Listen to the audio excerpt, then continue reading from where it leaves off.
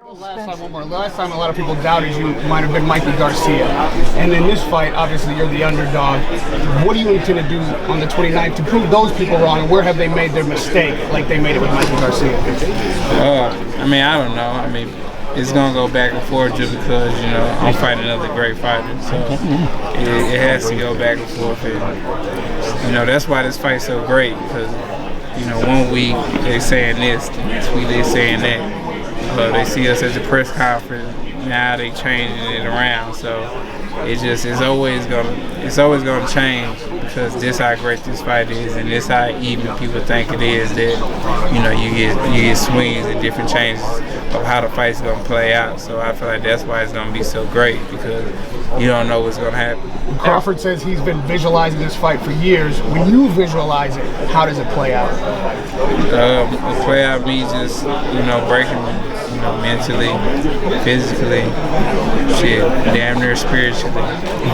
Just me just breaking his will.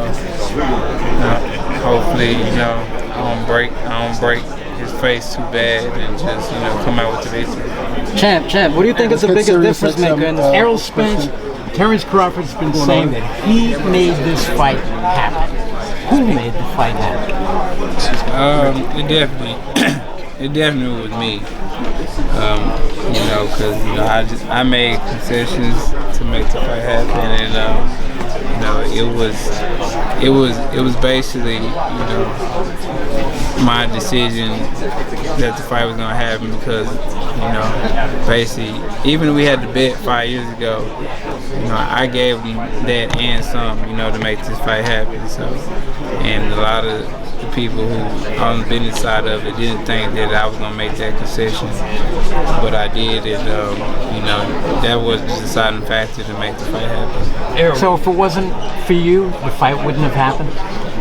Definitely, but we're here now, and I feel like it wasn't for me to make the fight happen, but it was definitely a group effort, us getting on FaceTime, us talking it out, and basically putting our pride down and dropping our egos, and just making this fight happen for the fans. And we made this fight happen for the fans. The fans gotta show why there is a reward in taking risks, and the best fighting the best, and getting back to everybody fighting each other and make great fight happen. So final question from over here was about 42 years ago that Sugar Ray Leonard and Tommy Hearns fought in one of the greatest welterweight fights of all time, maybe the greatest one. Is this going to be a classic just like that? I think it's going to be a classic. I think he's definitely coming to fight. I'm coming to fight. If you know his mentality and you see him fight, he put on great performances. He has no nonsense mentality. He always fighting back. And you push, he gonna push harder. So I think that's a recipe for a great fight, and you can't get nothing less but a great fight. Thank you, guys. Thanks, Champ. Hey, Errol. Fans said that this fight might I figured the other way. Do you feel the same thing, that this is actually the perfect time for this fight to take place as opposed to being too long? It's definitely the perfect time because if this fight would have happened 5 years ago, what we would have fought for. People glamour over the title so much, so I would have fought for the WBO. I had the IBF, he had the WBO. I feel like it would have been, two good fighters fighting each other, but, I wouldn't have fought Sean Porter, I wouldn't have fought Danny Garcia, none of the other guys, and he wouldn't have fought the guys that he fought, so it's been nothing to compare each other to. And it's just been, two guys fighting each other, but now, we fight for all the marbles. We're in our prime, he's more experienced, I'm more experienced now, and, it's just a recipe for a great fight. A lot's been made of negotiations. What was the split you guys decided? I don't know. That ain't in the news yet. I'm not the person to tell you. Champ, what do you think will be the biggest difference maker in this fight? Is it your jab, your defense, your ring IQ? What separates you? I feel like it's gonna be a multitude of everything. I mean, it's gonna be ingredients of everything in. It's gonna be the jab. It's gonna be ring IQ. It's gonna be fundamentals. It's gonna be who can stay focused. It's gonna be award nutrition. It's gonna be everything coming together. And I feel like the best fighter is gonna win. Whoever can just stay focused and who can endure and who's gonna be ready to put it all on the line when they have to. Champ, you haven't fought in over a year. Do you think the ring layup will play a factor in this fight? Man, I don't think so. I mean, I've been through worse and haven't fought. It was like the car crash and eye injury and other stuff that was going on, personally. So I just feel like it just made for a better story. So. You mentioned the sanctioning fees for the belt. I don't know if you're aware, but you'll be fighting for the Lincoln Ring Magazine welterweight championship. What are your thoughts on that? And who is your favorite? I don't think the Ring Magazine takes sanction fees. No, they don't. Yeah, so that's cool. But my thoughts on winning it. Oh yeah, that's dope. I mean, that's a prestigious belt. You see all the greats wear the Ring Magazine belt. All the guys that I looked up to, and all the guys that I watched as a kid. So to get that belt, that would mean everything for me. Just to be, with the same guys who had that belt. So I mean, that'd be great. Who's your favorite 147 pounder of all time?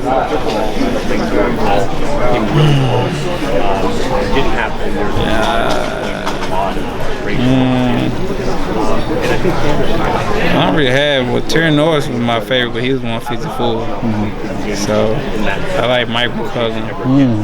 I like Donna Curry. Texas, Jamaica. Yeah, I like Donna Curry.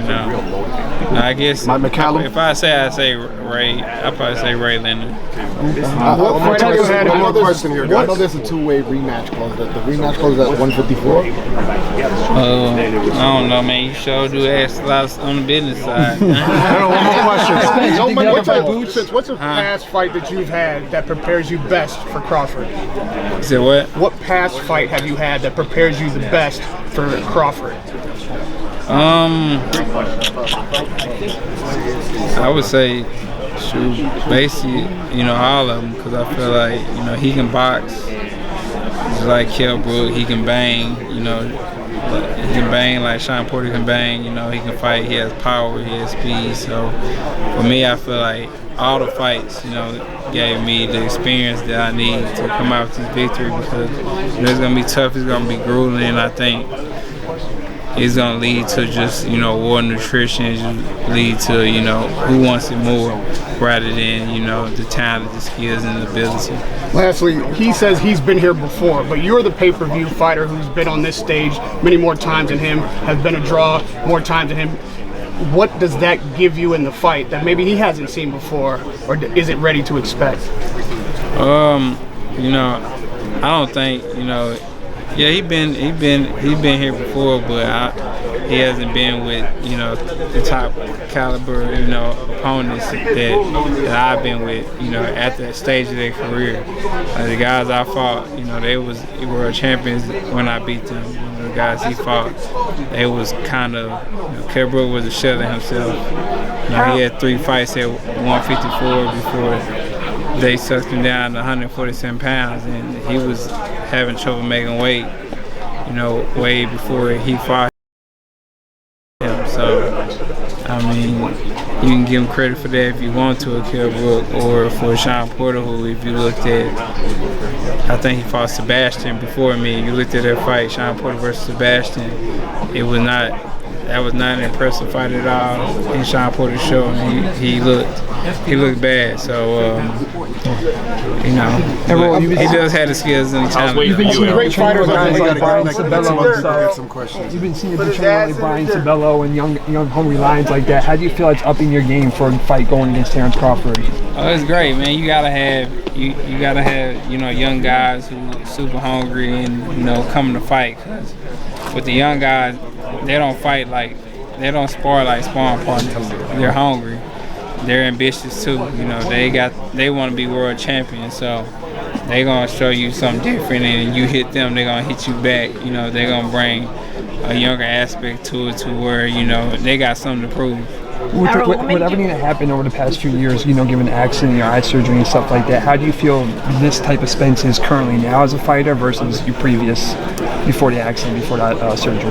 I feel great. Of course, I'm not gonna be the same Errol Spence, but I feel good. I feel great. My abilities have been good. Showing great wins. After my Crawford, after my eye injury. So we're gonna keep adding to it, and keep adding to the story, and coming out victorious every time.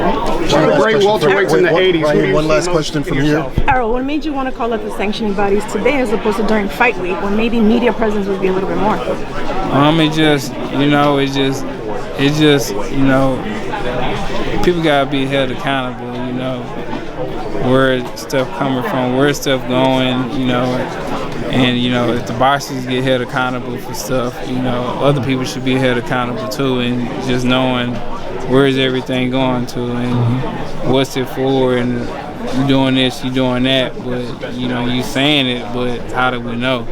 So I feel like it should be, different stuff for athletes. There's no, retirement for athletes. It's basically no great insurance for athletes, and they out here risking their lives, and losing brain cells, and basically doing something that's not really natural, getting hit in the head, and it's nothing to benefit them. It's just like the guy, what's the guy name in Florida?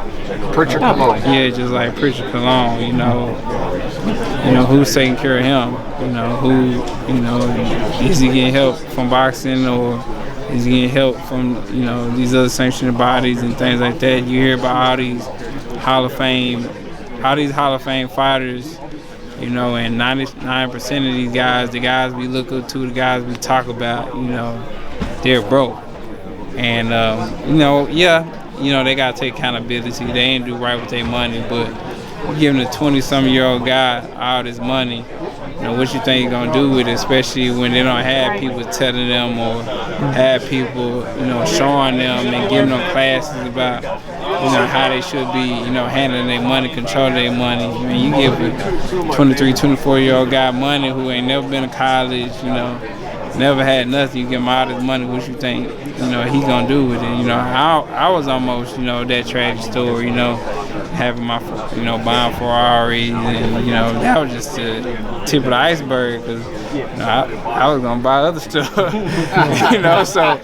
that was like a blessing, in disguise that, that happened, because that really sat me down and made me think about, man, I'm not indestructible, and this life can end in a second, and boxing could be over with. I need to think about the future and not about right now.